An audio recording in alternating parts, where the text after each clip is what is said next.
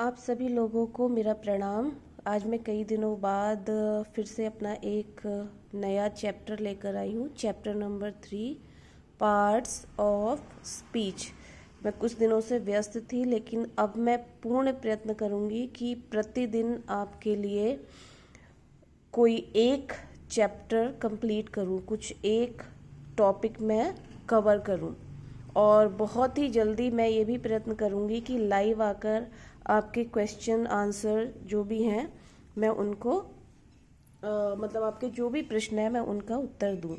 तो जैसा कि मैं आपको बता ही चुकी हूँ कि आज हम कवर करेंगे पार्ट्स ऑफ स्पीच। अब देखिए, यदि आप इस शब्द को ही पहले ध्यान से देखें कि ये शब्द क्या है। पार्ट्स ऑफ स्पीच, स्पीच मतलब कि कोई यदि कुछ हम बोल रहे हैं तो जो भी कुछ बोल रहे होंगे ऑब्वियस सी बात है कि हम वो सब शब्दों में और वाक्यों में बोल रहे होंगे। तो जो भी स्पीच हमारी है उस स्पीच के जो जो पार्ट्स हैं, यानी उसके जितने जितने पार्ट्स हैं उसी को हम पार्ट्स ऑफ स्पीच कहते हैं। यानी कोई भी चीज़ हम, कोई भी वाक्य हम बोल रहे हैं अथवा हम लिख रहे हैं अथवा हम पढ़ रहे हैं, तो उसके जो पार्ट्स हैं, उसके जो भाग हैं, वही इसमें हम आगे उसका ज्ञान प्राप्त करेंगे, उसको हम सीखेंगे। तो देखिए कि मैंने इसमें थोड़ी सी डेफिनेशन भी लिखी है और मैं ज़्यादा से ज़्यादा एक्सप्लेन कर रही हूँ। कोई भी भाषा हुई संसार की, ये हम सब मानते हैं कि किसी भी भाषा में अनगिनत शब्द होते हैं। कोई भी भाषा, उसके शब्दों को हम लिमिटेड नहीं कर सकते हैं, अनगिनत शब्द होते हैं। अब इतने सारे शब्दों में हम कौन से शब्द को किस कैटेगरी में रखें, किस प्रकार से हम उनको संयोजित करें, किस प्रकार से हम उन शब्दों का क्रम बनाएं, इतने सारे शब्दों में ये समस्या है कि कौन कैसे हम उनका क्रम बनाएं जिससे कि हमको उसका एक प्रॉपर अर्थ निकल पाए। क्योंकि इतने सारे शब्दों को सीखना या कंठस्थ करना असंभव है और उनको, उन शब्दों से ही हम अर्थ निकालते हैं, उन शब्दों से ही हम कोई अर्थपूर्ण बात कहते हैं, सुनते हैं अथवा लिखते हैं अथवा तो पढ़ते हैं। तो हम इतने सारे शब्दों को व्याकरण में बांधकर ही कोई उचित अर्थ निकाल सकते हैं, है ना। तो व्याकरण में बांधने के लिए हमने क्या किया कि उन शब्दों को कैटेगराइज कर दिया कि भाई ये वाला शब्द इस कैटेगरी में आएगा, इसी कैटेगरी को हम कहते हैं पार्ट्स ऑफ स्पीच। देखिए, किसी भी भाषा में अनगिनत शब्द होते हैं, इनका अर्थ, कार्य व प्रयोग अलग अलग होता है। उदाहरण के लिए आप अब ये एक सेंटेंस देखिए, जैसे कि अनुराग धोती कुर्ता में सुंदर लगता है ना। तो अनुराग क्या है? वो एक नाम है जो कि नाउन की कैटेगरी में आ गया, जिसको कि हम हिंदी में संज्ञा कहते हैं। धोती कुर्ता भी नाउन है क्योंकि ये एक चीज़ है, तो इसको भी हम संज्ञा कहेंगे। इस सेंटेंस में शब्द का प्रयोग हुआ है, तो ये जो में शब्द है इस सेंटेंस की नाउन को जोड़ रहा है ना। नाउन मतलब ये जो में शब्द है ये जोड़ने का कार्य कर रहा है। तो ये क्या कर रहा है? में किस कैटेगरी में आ गया आपका?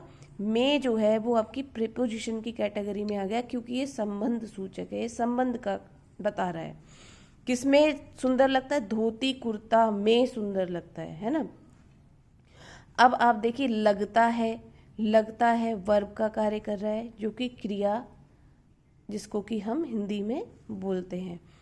मतलब ये कि शब्दों के कार्य के आधार पर, शब्दों के प्रयोग के आधार पर, उनके अर्थ के आधार पर हमने सारे शब्दों को जब कैटेगराइज करने का काम किया तो वो 8 प्रकार की कैटेगरीज निकल कर आई।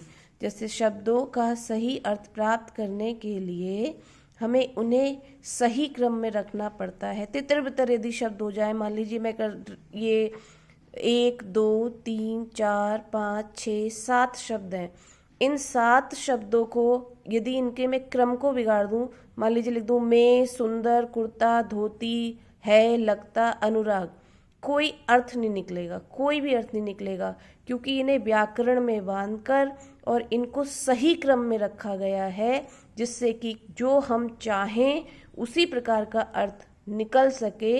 इसी वजह से ये शब्द और संयोजित होकर प्रॉपर व्याकरण में बनकर एक क्रम में रखकर एक अर्थ हमको दे रहे हैं। तो शब्दों का सही अर्थ प्राप्त करने के लिए हमें उन्हें सही क्रम में रखना पड़ता है। यह सही क्रम सीखे बिना भाषा का ज्ञान होना असंभव है। मान लीजिए एक किसी ब्रेन में, किसी दिमाग में डिक्शनरी डाल दी जाए, बस डिक्शनरी है, लेकिन उसका क्रम कैसा है, उसको संयोजित करना उसके दिमाग में वो सॉफ्टवेयर ना पड़ा हो तो वो सिर्फ डिक्शनरी ही रहेगी। डिक्शनरी अपने आप में कोई भी वाक्य नहीं बनाकर उसका अर्थ दे सकती है, परंतु डिक्शनरी से हम शब्द लेकर वाक्य बनाकर उसका अर्थ दे सकते हैं। तो देखिए, शब्दों का सही अर्थ प्राप्त करने के लिए हमें उन्हें सही क्रम में रखना पड़ता है। यह सही क्रम सीखे बिना भाषा का ज्ञान होना असंभव है। इनकी पहचान, प्रयोग तथा भेद जानना आवश्यक है। आइए जानते हैं कि ये शब्द कितने होते हैं और कौन होते हैं, कौन से होते हैं। तो ये शब्द जो है, इन शब्दों की कैटेगरी को विद्वानों ने 8 भागों में बांटा है। और ये कौन कौन से होते हैं? नाउन, हिंदी में इसको कहते हैं हम संज्ञा, pronoun, adjective, verb, adverb, preposition, conjunction and interjection. तो ये 8 प्रकार की कैटेगरीज बनाई हैं, 8 प्रकार के भेद बनाए हैं शब्दों के। इन 8 प्रकार के भेदों से ही व्याकरण का निर्माण हुआ है, जिससे कि हम किसी प्रकार का अर्थ प्राप्त कर सकें। तो यही मतलब है पार्ट्स ऑफ स्पीच का। आई होप कि आपको समझ में आई होगी। यदि समझ में ना आए तो प्लीज़ मुझे कमेंट करके बताएं और मेरे चैनल को सब्सक्राइब करें, ज़्यादा से ज़्यादा लोगों तक पहुंचाएं। मुझे कमेंट करके बताएं कि मेरे पढ़ाने का तरीका आपको समझ में आता है, और यदि आपको कुछ प्रॉब्लम होती है तो वो भी मुझे कमेंट करके बताएं, जिससे कि मैं और इम्प्रूव कर सकूं। आप सभी का बहुत बहुत धन्यवाद।